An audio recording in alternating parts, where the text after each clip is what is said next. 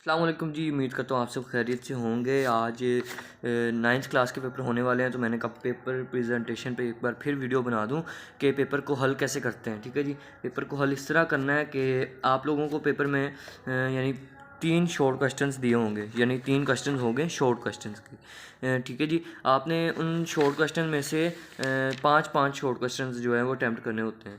उन्होंने आप लोगों को मेरे ख्याल में 8 दिए होंगे और आप लोगों ने 8 में से 5 को अटैम्प्ट करना है। मसलन अगर आप लोग सपोज करें तो ये मेरे पास एक पेपर है, इसी तरह का अप्रोक्सीमेटली पेपर आएगा। इस तरह सेक्शन 1 लिखा होगा और उसके बाद उन्होंने ये क्वेश्चन नंबर 2 दिया हुआ है, ये 3 दिया हुआ है, इसके 8 जूज़ हैं और साथ में लिखा हुआ है कि 5 क्वेश्चन, यानी क्वेश्चन नंबर 5 क्वेश्चन जो है वो आपने हल करने हैं इनमें से।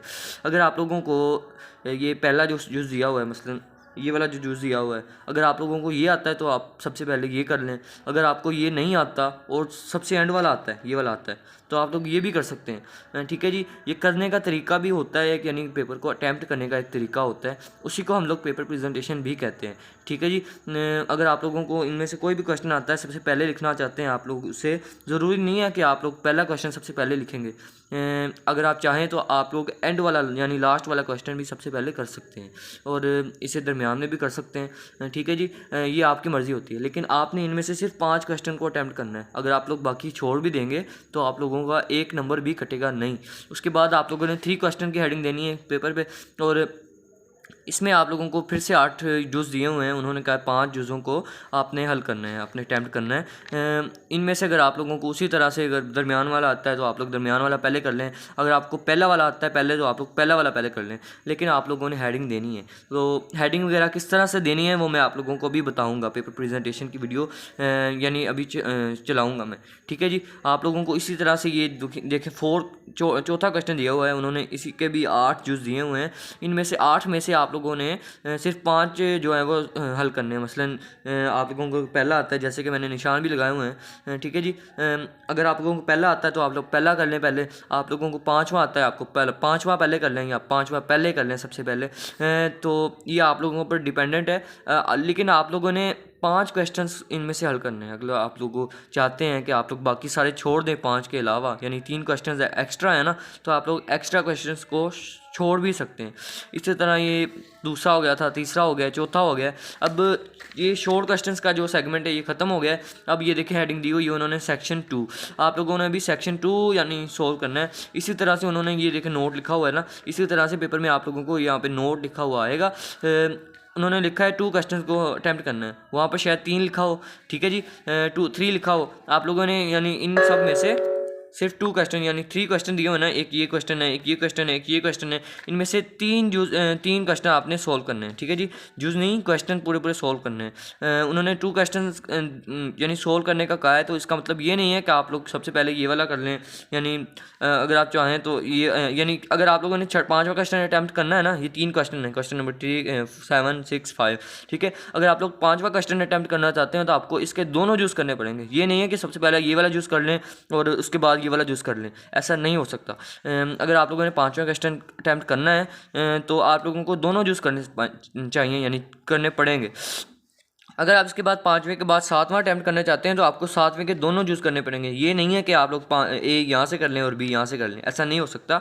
आप लोगों को दोनों जूस एक ही क्वेश्चन के अटैम्प्ट करने पड़ेंगे। उसके बाद की बात करूँ तो आप लोगों को पेपर प्रेजेंटेशन का यानी आइडिया होना चाहिए पेपर प्रेजेंटेशन होती कैसे है, क्योंकि first impression is the last impression.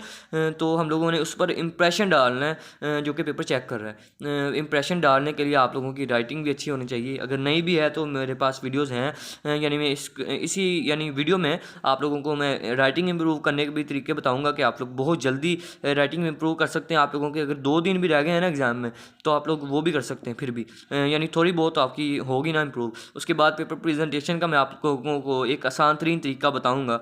अगर आप लोग वो अटैम्प्ट करना चाहते हैं तो वो कर लें, अगर कोई और करना चाहते हैं तो कोई और कर लें। ठीक है जी, पेपर प्रेजेंटेशन के कई यानी मेथड्स होते हैं, पेपर प्रेजेंटेशन के मेथड्स होते हैं। तो मेरे पास जो मेथड है वो आप लोगों के लिए काफ़ी आसान है। ठीक है, अगर आप लोग पेपर प्रेजेंटेशन को नहीं जानते क्या है तो आप लोग ये आसानी से कर सकते हैं। यानी सबसे पहले तो आप देख लें ना, एक पेपर में ऑब्जेक्टिव टाइप होता है एमसीक्यूज़ का, ये तो है ना सब्जेक्टिव टाइप, यहाँ पे लिखा भी हुआ है सब्जेक्टिव टाइप। ठीक है, तो ये देखिए यहाँ पे सब्जेक्टिव लिखा हुआ है। एक यहाँ पे हम लोग अब सब्जेक्टिव टाइप यानी सब्जेक्टिव वाला सेगमेंट हम लोग पेपर का सॉल्व करने जा रहे हैं, तो हमने सब्जेक्टिव टाइप की यहाँ पे हेडिंग देनी है। तो मैं हेडिंग बनाता हूँ।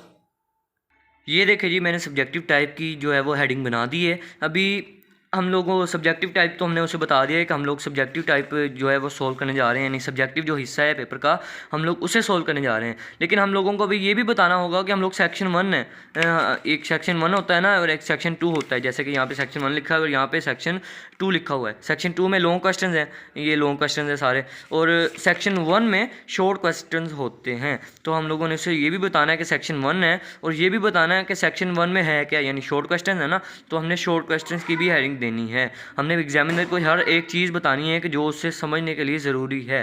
तो मैं अभी यहाँ पर सेक्शन 1 की और शॉर्ट क्वेश्चंस की जो है वो हेडिंग बना देता हूँ। ये देखिए जी, मैंने सेक्शन 1 की और शॉर्ट क्वेश्चन आंसर्स की यानी मैंने हेडिंग दे दी है। अब आंसर्स का क्या है, हमने तो शॉर्ट क्वेश्चन सोल्व करने हैं ना, तो मैंने आंसर क्यों लिखा है, इसका जो आंसर है वो ये है कि हम लोगों ने ये पूरा क्वेश्चन नहीं लिखना पेपर में, यानी ये वाला क्वेश्चन सोल्व करने जा रहे हैं ना हम लोग, तो हम लोग ये पूरा नहीं लिखेंगे व्हाट इज़ इकोसिस्टम, हम लोग उसका सिर्फ यानी आंसर लिखेंगे, सिर्फ हम लोग आंसर लिखेंगे।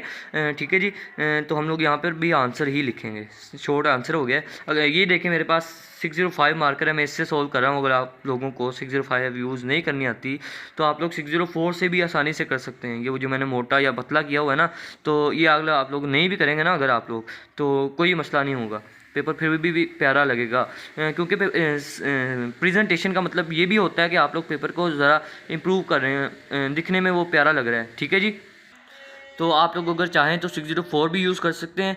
अगर आप लोगों को इससे बेहतर आती है तो आप लोग वो करें। ठीक है जी, मैंने तो आप लोगों के लिए सिंपल सी की है जानबूझकर, क्योंकि अक्सर लोग तो वो है ना जो यानी पेपर प्रेजेंटेशन उन्हें करनी आती ही नहीं है, तो उनके लिए ये बहुत ज़्यादा आसान है। ये मेरा तरीका है। तो हमने शॉर्ट को आंसर लिख दिए हैं। अगर हम लोग शॉर्ट आंसर यानी सेक्शन 1 में देखें तो यहाँ पर 3 आंसर क्वेश्चन है, ये क्वेश्चन नंबर 2 है, क्वेश्चन नंबर 3 और 4 हैं। तो हमने उससे ये भी बताना है कि हम लोग क्वेश्चन नंबर 2 सॉल्व करें। ठीक है जी, या 3 सॉल्व करें या 4 सॉल्व करें। अगर आप चाहें तो 3 छोड़ सकते हैं पहले, यानी अगर यहाँ सबसे पहले क्वेश्चन नंबर 2 दिया गया है ना, अगर आप लोगों को 2 अच्छी तरह से नहीं आता तो आप लोग 3 भी सॉल्व कर सकते हैं। ठीक है जी, अगर 3 नहीं आता तो 4 सॉल्व कर सकते हैं। तो आप लोगों की ये मर्ज़ी है, बस आपने उसे बता देना है कि आप लोग क्वेश्चन कौन सा सॉल्व कर रहे हैं। तो मैं यहाँ पर अब क्वेश्चन की भी हेडिंग दूंगा, क्वेश्चन नंबर 3, 4 या 2।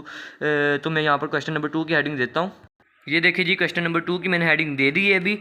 तो हम लोग अगर 2 में देखें, क्वेश्चन नंबर 2 जो है उसमें यहाँ पर 8 जुज़ दिए हुए हैं उन्होंने। ठीक है, 8 जुज़ में से आपने कोई से 5 जुज़ सॉल्व करने हैं। ठीक है, अगर आप लोगों को इनमें से कोई भी आता है, मसलन अगर आप लोगों को 5वां क्वेश्चन आता है ना, यहाँ पे जुज़ आता है, 5वां जुज़ आता है आपको, तो आप लोग यहाँ पर 5वें जुज़ भी बताएंगे कि हम लोग जुज़ कौन सा सॉल्व कर रहे हैं। अगर आपको 6ठा जुज़ आता है या फिर आप लोगों को 7वां जुज़ आता है तो आप लोग उसे 7वां जुज़ भी बताएंगे। जैसे यहाँ पे हेडिंग दी हुई है ना VII, तो आप लोग यहाँ पर VII भी लिखेंगे। तो मैं लिख देता हूँ। ये देखिए जी, मैंने VII की जो है हेडिंग दे दी है। अब VII में क्वेश्चन है। ठीक है जी, ये उन्होंने क्वेश्चन पूछा हुआ है VII में, व्हाट आर पैरासाइट्स और गिव एन एग्जांपल। तो हम लोग ये पूरा नहीं लिखेंगे what are parasites give an example, हम लोग सिर्फ पैरासाइट्स की एक हेडिंग दे देंगे। ठीक है जी, यहाँ पर हम लोग पैरासाइट्स लिख देंगे। मैं लिख देता हूँ।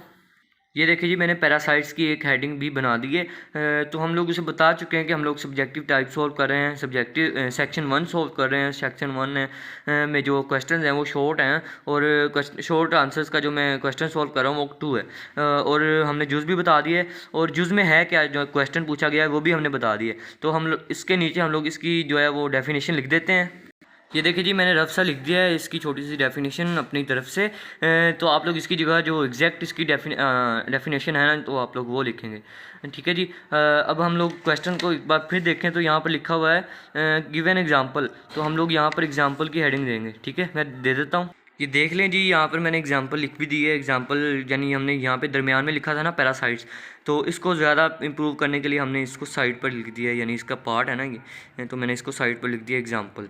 और इसकी एग्जांपल भी लिख दी है, ये लाइसिस हैं, ये मॉस्किटोज़ हैं। ठीक है जी, हमने ये जो है वो सोल्व कर दिया है जूस। अगर आप लोग इससे आगे जाना चाहते हैं मसलन मैंने 7वां जुज़ सॉल्व किया है ना, तो आप लोग इसके बाद अगर 5वां जुज़ या छठा जुज़ सॉल्व करना चाहते हैं तो आप लोग यहाँ पर छठे की भी हेडिंग देंगे फिर, यानी VI लिखा था ना, हम लोग इसकी जगह इसके बाद हम लोग यहाँ पर VI लिख देंगे। तो आप लोग इस चीज़ का ख्याल रखें कि ये देखें मैंने एक लाइन छोड़ कर लिखा है ना, तो आप लोग यहाँ पर भी एक लाइन छोड़ कर लिखें, ठीक है जी, ताकि सफाई रहे, प्यारा लगे, पेपर गंदा ना हो जाए। ये देख लें जी, मैंने इकोसिस्टम की हेडिंग दे दी है, क्योंकि यहाँ पर इकोसिस्टम लिखा हुआ था। अगर हम लोग क्वेश्चन देखें तो डिफाइन इकोसिस्टम, तो मैंने इकोसिस्टम की डेफिनेशन लिख दी है हेडिंग के बाद। ये देखिए मैंने एक लाइन छोड़ कर लिखा है, ये भी एक लाइन छोड़ कर लिखा है। अगर आप लोगों की कोई हैंड राइटिंग मेरी तरह से कोई ख़ास नहीं है तो भी आपको प्यारा लगेगा यानी पेपर। फिर अगर आप लोग इस तरह से यानी प्यारा सा यानी साफ़ साफ़, सिर्फ सफाई होता है ना हमारा मकसद, तो कि पेपर दिखने में साफ़ लगे। अगर साफ़ होगा तो प्यारा अपने आप लगेगा। तो आप लोग ये भी करेंगे। तो मेरे ख्याल में आप को अभी तक तो समझ आ गई होगी पेपर प्रेजेंटेशन की, और पेपर किस तरह से अटैम्प्ट करना है इसकी भी। तो अगर और बताऊँ तो पेपर प्रेजेंटेशन को बेहतरीन बनाने के लिए आप लोगों को यहाँ पर लाइंस लगानी है, स्केल से डबल लाइन लगानी है। एक तो यानी मार्कर को इस तरह पकड़ना है, और चलें दूसरे पेपर पे बताता हूँ। ये देखें यहाँ पर मार्कर पकड़ा, ये देखें इस तरह से लगानी है एक लाइन, और इसके नीचे से मार्कर की एक टिप होती है, टिप, तो टिप से हमने इस तरह से लगा दी है, ठीक है। ये हमने इसी तरह से यहाँ पर सारे लगा देनी है, सेक्शन 1 के नीचे भी, शॉर्ट आंसर्स के नीचे भी, क्वेश्चन नंबर के नीचे भी, पैरासाइट्स के नीचे भी, ठीक है जी। एग्जाम बल्कि यहाँ पर ना ही लगाएं तो अच्छा है। यहाँ पर आप लोग एक लाइन लगाएंगे, मैं लगा देता हूँ।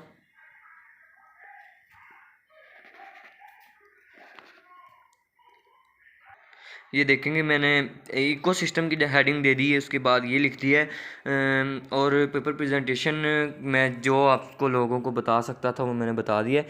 अब मज़ीद बताऊं तो यहाँ पर सब्जेक्टिव टाइप लिखा है ना, सब्जेक्टिव टाइप के नीचे आप लोग ये देखें जी इस तरह की लाइंस लगा देंगे। ये मैंने मार्कर को पकड़ा था इस तरह से सबसे पहले, और इस तरह से पहले लाइन लगाई थी, उसके बाद इसकी टिप से इस तरह से लाइन लगा दी, ठीक है। आप लोग ये तो स्केल से लगाएंगे तो ख़राब नहीं होगी।